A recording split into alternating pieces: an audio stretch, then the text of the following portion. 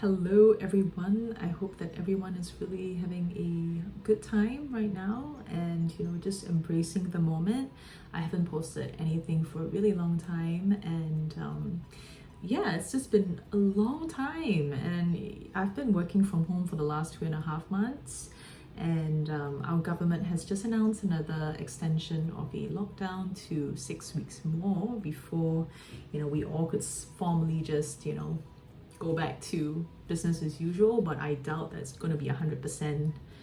I just doubt the floodgates are just going to open like that, right? So yeah, let's just make full use of the situation that we have, be grateful for what we have. We have a house, we have hot meals, we have a job. For those who don't have a job, make the most of it, think positive every day. And yeah, and today, I would love to share top 3 luxury bags that you could bring for a job interview. And I probably you might have friends or family who is going through really challenging times. That I hear like a lot of restructuring that's going on, people made redundant. There's a lot of people in the job market that is exploring opportunities right now who are probably preparing for their next job interview when when everything kind of subsides with COVID. But there's just top 3 bag styles that I would love to share, and perhaps some cons of bags that you shouldn't bring for a job interview and why. I think that that's just important to be aware of and keep in mind of, especially during this situation where you really don't want to screw up, right? Like your job interview, and you want to minimize any chances or any opportunities that the employer might have about you. So the first bag that I would love to share is more of the style of it, and it's black, right? Just go with something conservative, go with something that is not flashy, that is just simple, that doesn't scream the logo. This kind of bag and the quality about this bag really exudes professionalism. It just screams that it's chic, that you're chic as well. Appearance, presentation, and that perception of how people perceive you is unfortunately part of job search. It's part of the whole interview process. And I'm not sure if anybody knows about my background, but I've been a recruiter for an agency for the past 10 years, and I've recruited for the sales and marketing desk for the last 6 years, specifically recruiting for the FMCG, retail, consumer business, as well as luxury. So in my whole 6 years career, I've met a lot of people within the retail luxury space who specializes in sales and marketing. So they're a bit more they're all like client facing. They're more like brand managers, brand directors, commercial guys who are managing consumer brands. There are also really creative people that I have the opportunity to get to meet on a daily basis and have conversations with. And throughout my whole career, interviews and face-to-face times, and through calls and through face-to-face, literally, there's a lot of perception and impression that in the candidate, right? I mean, those people who really stand out and those people who end up getting the job and that dream job that they want, they have prepared, and they have prepared not only the content that they're trying to share, but also the whole outlook and the presentation and the whole brand that you're trying to create, and you are your own brand. So of course, anything that you wear that is within and that you have chosen is part of your brand that you're trying to put out there into the world. So the second bag that I would love to share with you, and it's really more of the style and the aesthetics rather than brands again, but is things that can't go wrong, right? I mean, this is a Fendi bag. This is classic. It doesn't scream anything crazy like logo, classic brand. This is really like, if you go into a job interview and you carry this brand, it just exudes that professionalism in you, that you just love quality. You're someone who really appreciates quality.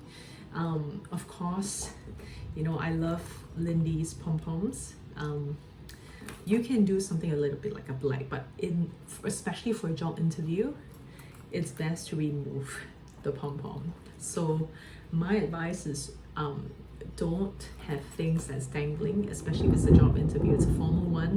You know, let's say, for example, if you're meeting like the president, right, or the country head or the GM of the business, and it's like your final interview, would you actually put on a pom-pom, or would you put on a twilly, for example? Think about it. I'm keen to know your ideas and your thoughts. I mean, this is such a beautiful bag. This is also another bag that you could bring. But of course, I love Lindy's again. I love her stuff. I love all her products. But definitely probably not for a job interview. So you want to carry something that's just classic and structured for a job interview, minus a little bit of like accessories going on. Just keep it really conservative.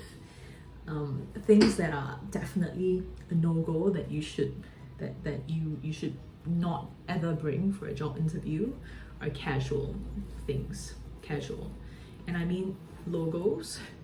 This is an LV bag. How does this look to you? Does it scream casual? Does it scream, what does this kind of imply to the employer when you meet that person?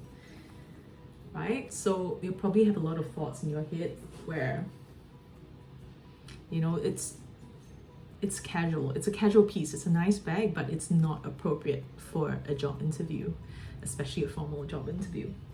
So there's also some pieces like book totes, like grocery bags, that you should never ever bring for a job interview. And I think at the end of the day, the reason why I'm sharing this is because it's all about the overall impression and the perception that you're giving to the person that you're meeting. And it's also the respect, that it's a respect for yourself, literally.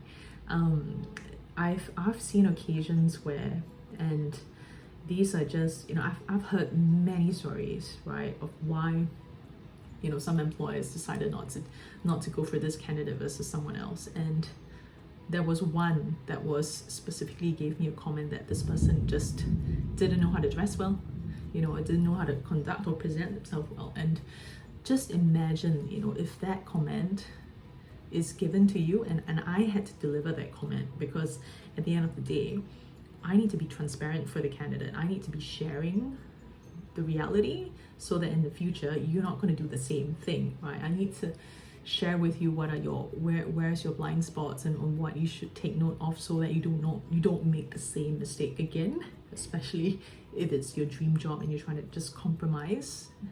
Know that you're just, you know, the things that are within your control, just do it, right? But yeah, just feel free to ask as much questions as possible, because, you know, especially during this time, there's probably a lot of people that's being affected by, you know, the situation, and there's low morale. And how can we then prepare ourselves when we go back into the workforce, and what are the things that we could do for ourselves that's going to make us stand out and ultimately get that role that we want, or that job, that dream job that we want, right? So never ever, you know, just be prepared for these things. And that's pretty much about it. You know, that's what I want to share. This is the content, but, you know, feel free to ask as much questions as possible. And yeah, I'm looking forward to post more videos in the coming future. See ya. Bye bye.